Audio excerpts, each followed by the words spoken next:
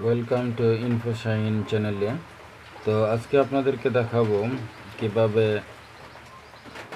একটি YouTube thumbnail mobile দিয়ে তৈরি করবেন। আমরা একটি অ্যাপস ব্যবহার করব যেটার নাম হচ্ছে পিক্সেল ল্যাব। এটি গুগল প্লে স্টোর থেকে ডাউনলোড করে নিতে পারবেন আপনারা। তো আমরা এখন পিক্সেল ল্যাবে এন্টার করতেছি।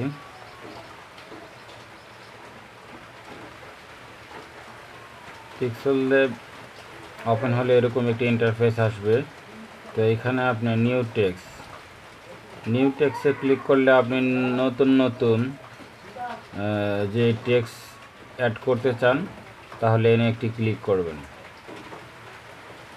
ক্লিক করা মাত্র এখানে চলে আসবে নিউ টেক্সট। এই বিষয়টি আপনি কেটে দিতে হবে, না হলেও এই লেখাটি থেকে যাবে। আমি এটি কেটে দিতেছি। কেটে দেওয়ার পর আমি লিখব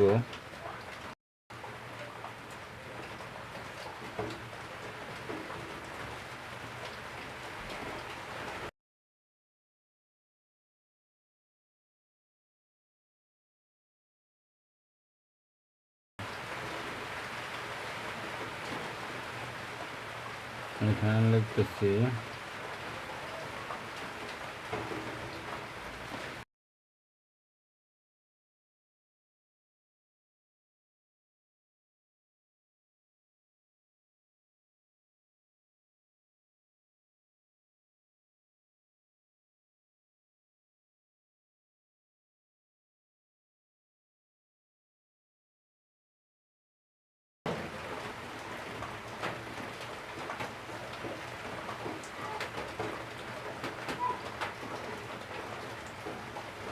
ওকে প্রেস করতেছি। এই যে এখানে চলে আসলো। চলে আসার পর এখানে একটু ঠিকঠাক করে নিই। এখানে কিনার দিকে যদি একটু টান দেন, এই যে কিনারে যদি একটু টান দেন তাহলে একটু লম্বা হয়ে যাবে। এবার এই কিনারে একটু টান দিলে, নিচের দিকে টান দিলে আর একটু বড় হয়ে যাবে। আর দরকার নেই থাকুক। এখন আমি কিছু পিকচার আনবো।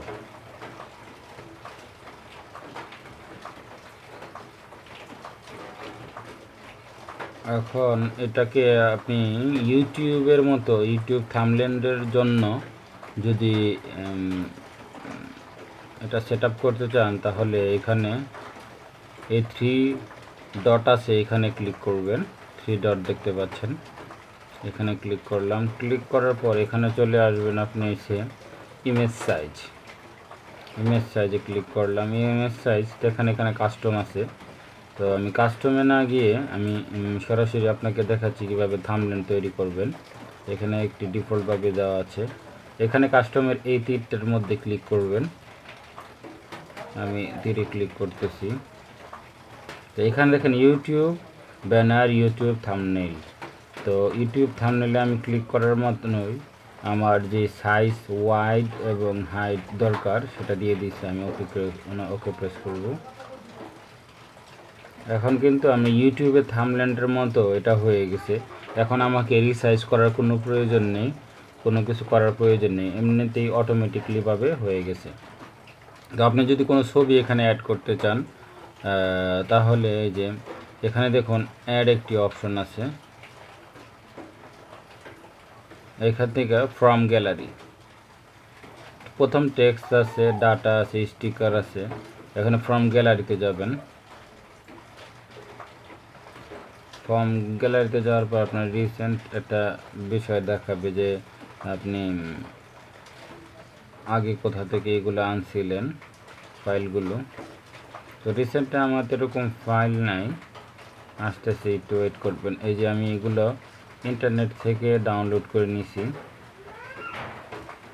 এটা একটা নিলাম, ওকে দিলাম।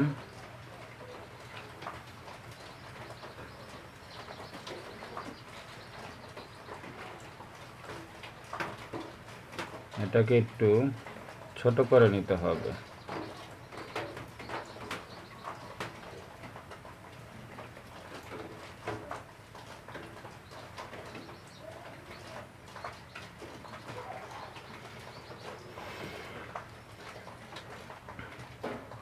তো হয়ে গেল, এখন আমি সেভ দেব। সেভ দেওয়ার জন্য এখানে এই যে এই মার্কটি যে আছে এখানে সেভ অপশন, এই যে এইখানে একটি টিপ ক্লিক করবেন। সেভ এস প্রজেক্ট না দিয়ে আপনারা সেভ এস ইমেজ দিবেন। সেভ এস ইমেজ দিলাম। এখন ক্লিক করতে হবে save two gallery. Save two গ্যালারিতে ক্লিক করলাম। এখানে অবশ্যই ফরম্যাটটি জিপিজিতে রাখবেন। অনেক সময় অনেক অন্য ফরম্যাটের থাকে। এখানে দেখেন আরও অনেক ফরম্যাট আছে, পিএনজি আছে, জিপিজি আছে। তো আপনারা সবসময় জিপিজিতে রাখবেন। এখানে সেভ টু গ্যালারিতে সেভ করলাম।